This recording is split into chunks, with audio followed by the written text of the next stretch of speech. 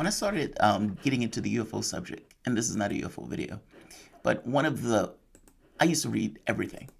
Like, I didn't have the mentor that said, hey, this stuff is, this is terrifying. This stuff is more right. I kind of had to work and feel my way around it on my own in order to be like, oh, okay, this seems to be more legit. Here's the defensible position in this situation. All of us have our own little pet ideas and pet theories and all this other stuff. But at the end of the day, from the standpoint of what I can talk about, what I can argue about, it's kind of these defensible ideas. Beyond that point, one of the funniest stories that I read in kind of the nether regions of the subject matter, a guy was looking to be abducted. Well, he wanted to make contact. He didn't want to be abducted. There's a distinction. And so he reads this book and he starts like doing the meditative stuff. And this particular day, he said that it was just a magazine. He said it wasn't like a book or anything else. He falls asleep. He wakes up. He's hovering off the bed. There's something pulling him out of the room. He loses it, like just loses it. From that point on, he's terrified of the dark, can't sleep in a bed by himself. And I think when I saw him, he was like in his 30s, and he had became a minister and everything else. Be careful what you wish for. Sometimes those things are like a dog chasing cars. It's like you get the car and you don't necessarily know what to do with it. Power is kind of like this, where people want it, people protest, they go out there, they agitate for it, they try to take down the incumbent, they take down the incumbent. It's a shocking event. And you're there. And you all of a sudden have power. Only if you articulate it, though. And the articulation of that power is not separate of consequence.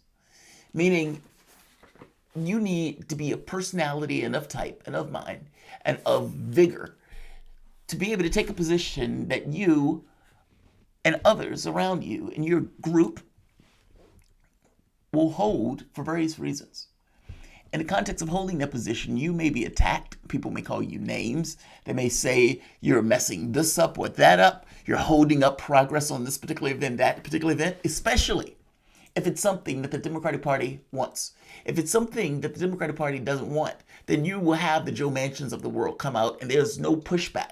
Nobody brings up that Joe Manchin was so on top of ensuring that $15 an hour, that the workers of this country didn't get $15 an hour, that he held food out of the mouths of babies, mamas, for 2 and 3 extra days before those people were able to get their checks, just because Manchin didn't want people getting $15 an hour. Heroes, as Joe Biden called them. Heroes. What happens if that's on the left? Why doesn't that happen on the left? Could it happen on the left? And if the priorities of the individual are sufficient, shouldn't it happen? Meaning, regardless of what I think of the thing that you're pushing, if you believe it to such a monstrous degree that you feel the need to basically say, all right, look, I am not going to budge for this particular issue. I would argue that there are several issues that have come up that could have fit that bill. $15 an hour probably being the highest one of those. That's something that was promised. That was something the president said he backed. Joe Manchin by himself comes out and says, I'm not for it. A few others said they're not for it. They take it out the bill. Nobody says anything else about it. Did you have the power to balance out Joe Manchin? The answer is yes. Then you didn't use the power that you had at your disposal to try to affect something that was taking place in the political space. That's the point that I'm trying to get here. Do you have power to affect some of these events? And if so, why aren't you using it? And if you're not using it and people get annoyed with you saying, well, what about the $15 an hour? What about the qualified immunity? What about the items that should have been pushed, that should have been negotiated?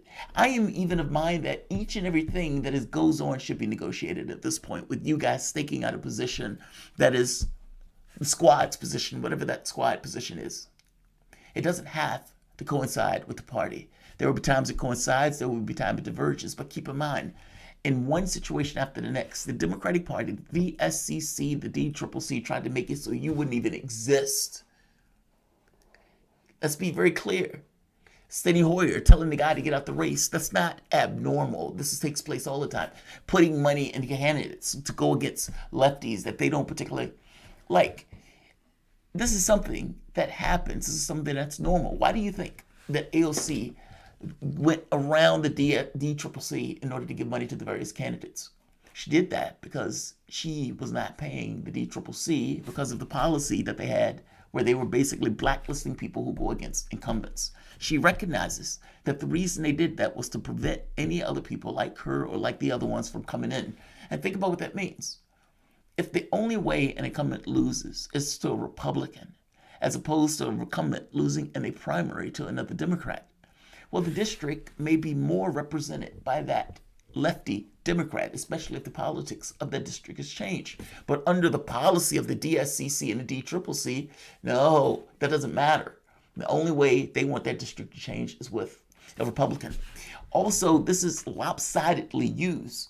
So Nancy Pelosi would back them going after Ed Markey's seat with Kennedy doing that. I have no issue backing it. I would imagine Kennedy was not blacklisted for trying to take down an incumbent. It only works in one direction. So when I say it only works in one direction, and I ask you, why on earth are you not willing to take a more strident position, considering they take more strident positions against you? Why? The articulation of your power, the level of respect that you gain in the political space, is on some level determined by your ability to take and hold these various positions and to articulate that power when necessary, especially if it's something you consider of monstrous value.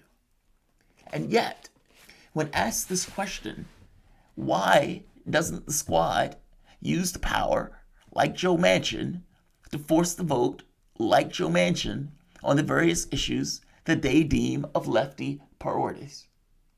Phenomenal question. Great question. I'm going to give you her answer because her answer is weird. It makes no sense.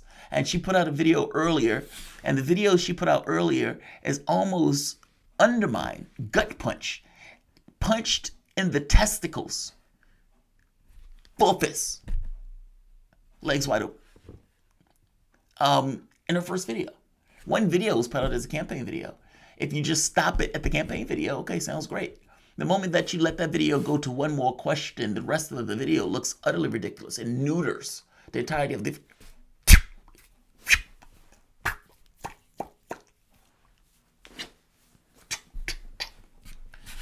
It neuters the let's just show it. I'll just show it to you so you'll see what I mean. Horrible answer by Cori Bush. And it comes across as if they don't know what to do with power now that they got it at their disposal. What do we use it for? When do we use it? I mean, honest to God, sometimes you use it just because you got it, just so you can feel your way out of it. This is not an argument for the previous forced to vote on the Medicare stuff. This is an argument that there are other substantive things that need, or that should be a policy, every bit as much as Joe Manchin. And one big one, one major one, one massive one should have been the $15 an hour minimum wage. Welcome to the soapbox.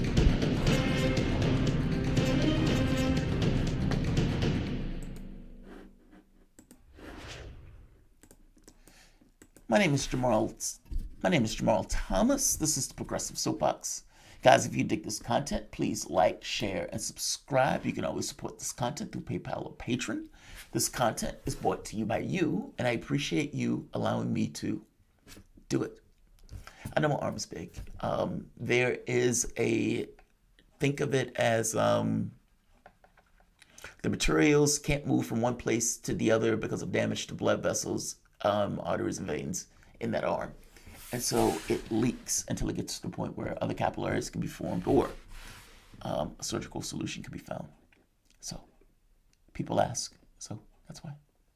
All right, let's do the news. Cori Bush, 101. Now listen to this part, because this is on qualified immunity. Now, qualified immunity is basically when cops act up, those cops can be held personally liable.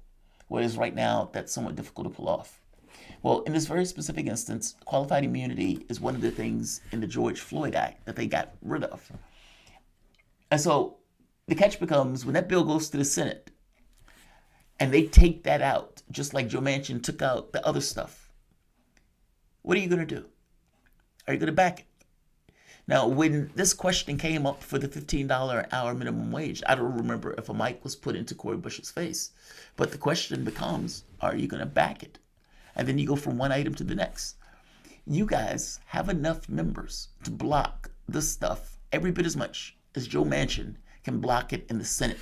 I understand that it's one individual in the Senate that could say, hey, me. But what's the functional difference between one member in the Senate or 4 members of like mind in the House? There's not one. And so the idea that Joe Manchin has any level of higher opinion and authorization to take an attack like that is willing to crash and prolong a negotiation for his own whims and for the things that he wants. And yet, there is no counterbalance to that on the left. How weird and worthless is that? And to even try to answer this question, let's play the clip. I'm getting annoyed. Right now, we need to end qualified immunity, period. That's my stance. So you are not willing to compromise on that? So we compromise on so much, we compromise, we die. We compromise, we die. We compromise, we die. I didn't come to Congress to compromise on what could keep us alive, because it holds police officers specifically accountable. Because the thing is this: if you don't hurt people, if you don't kill people, if you are just and fair in your work, then do you need the qualified immunity anyway? So the thing is, all of this safety net. The safety net shouldn't be there. But let me say this: where are all of these special protections for nurses and for other people in other positions that do very dangerous work that's just trying to help people? So no, I will not compromise on that. We need to end qualified immunity, and the reason why there is this open lane for compromise is because they see that people will do it. I didn't come. St. Louis did not send me here. St. Louis being number one for police murder in the country per capita, and has been that way for years. The people did not send me here to save their lives by falling down on the one thing that we needed the most. No.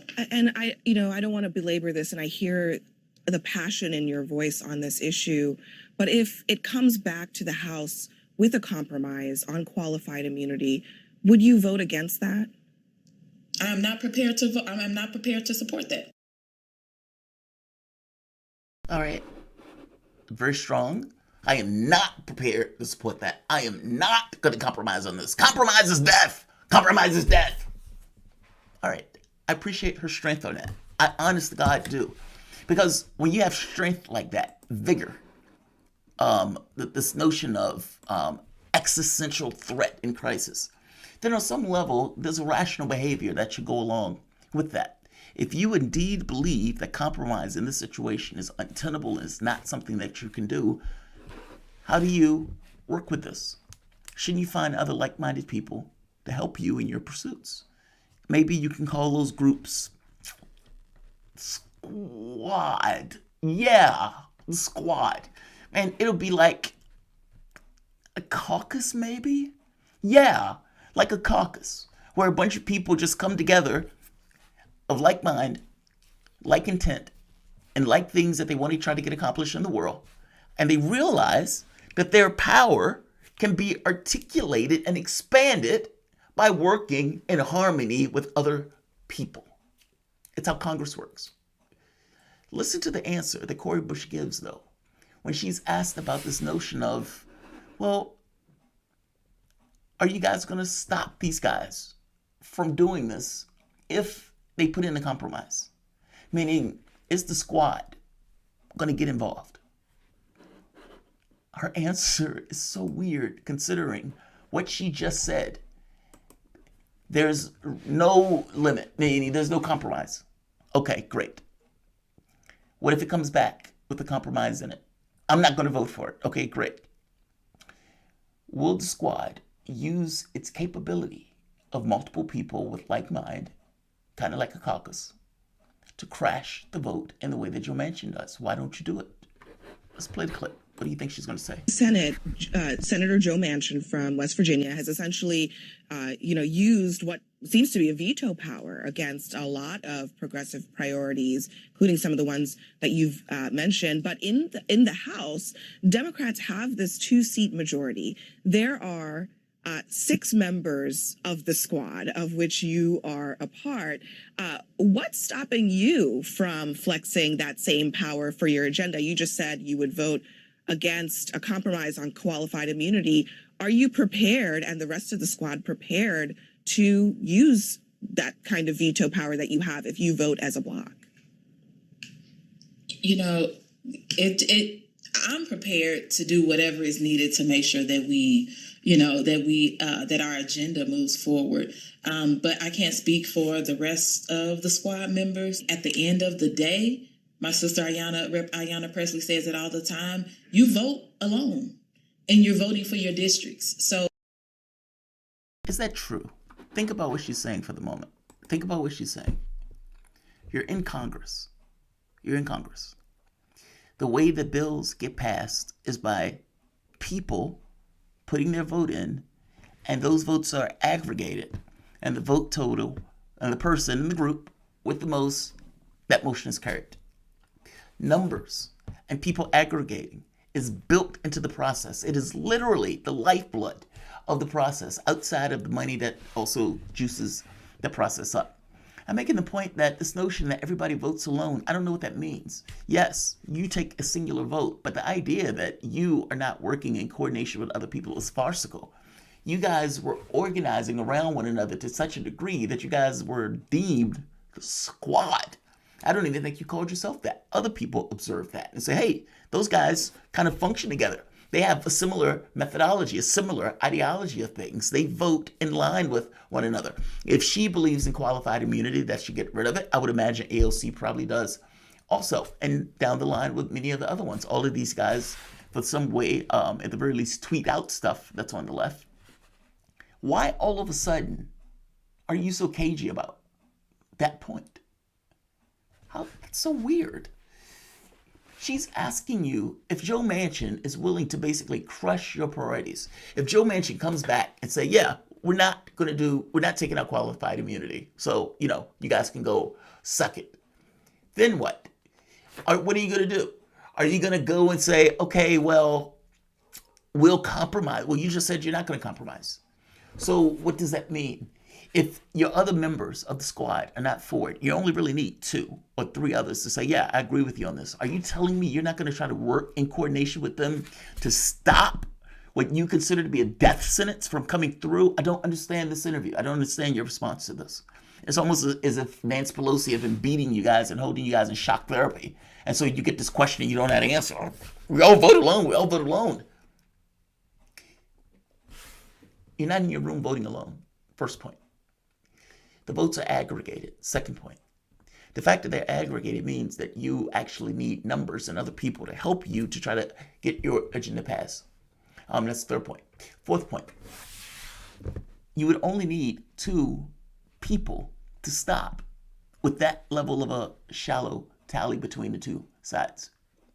If you honest to God believe that compromise is death, then how on earth do you not try to convince one of your other brethren, part of the squad, to help you stop that bill from going through? And why all of a sudden, if everything is on the table, is that just such a weird conversation to have? Of course, you should say, yeah, I am going to try to get the members of the squad to help me stop it if that's the case. And yes, you're right. In the same way that Joe Manchin stops it. Because look, the answer or the question is, why is Joe Manchin so willing to articulate power that you're not? Despite the fact that 2 people or 3 people standing there can do the exact same thing. That issue of veto power that is given to the Senate. Well, again, there is not that much of a difference in practice between the veto power of, let's say, the Senate or 3 people who can basically make them lose a vote working in tandem with one another. That is a phenomenal question. Her answer is just weird. So is it all notions of trying to work in tandem with other members supposedly on the left? to try to get various policies accomplished, either put into a bill or take it out of a bill, or having something that matters to such a degree you were willing to stand there and says, yes, we're not letting this pass, period. The $15 an hour, for example, that should have never been allowed to pass.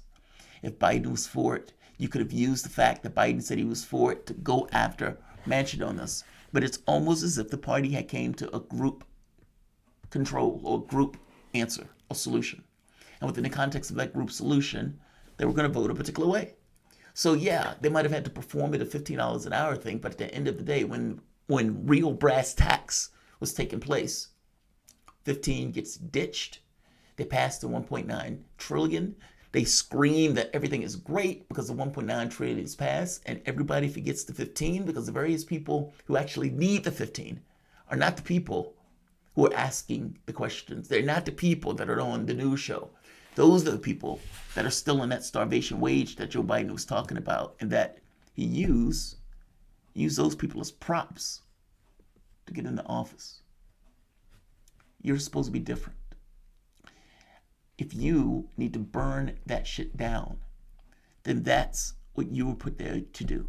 And I don't mean that in a violent sense. I mean that in the sense of being a spanner in the works, to being willing in the same way that Joe Manchin is willing, having no issue at all, no fucks to give. Yes, if you're not going to put this in this bill, if you're not going to take this out this bill is not going anywhere. Period. There is no difference between you taking something out and Joe Manchin putting something in. +1, -1. And if there needs to be some kind of negotiation and compromise between those two things, you and the rest of you guys should be willing to do it on a whim, on anything.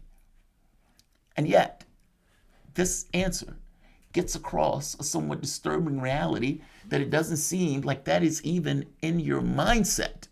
And I don't know about the other members of the squad, but the fact that she can't answer this in any kind of coherent way, and that's immediately after giving this kind of hard line, I'm not going to back this. Yeah, I get that you're not going to back it. But if you're not going to back it, that means you don't want it to pass. And if you don't want it to pass, are you going to work with other members that also don't want it to pass that we call the squad? Why can't you answer that? Why does that get weird? I mean, is it really a conversation that is taking place on the Democratic side that you guys are being put in place? And in the context of that place, doing stuff like that is somewhat frowned upon. And you guys received the message that it was frowned upon. So you get a question like this that is an easy question, but it weirds you out because of the previous conditioning that took place. I don't know. I'm just saying that's a weird answer considering the previous hard line. Seems like she doesn't know what a caucus is, or she doesn't know that in order to get anything accomplished, you actually do have to work with other members of Congress to get things passed. And so that question about the force to vote is a damn good question. She should have a damn good answer. I hope that makes sense. I want to say like, I want to say share, and subscribe. Thanks all.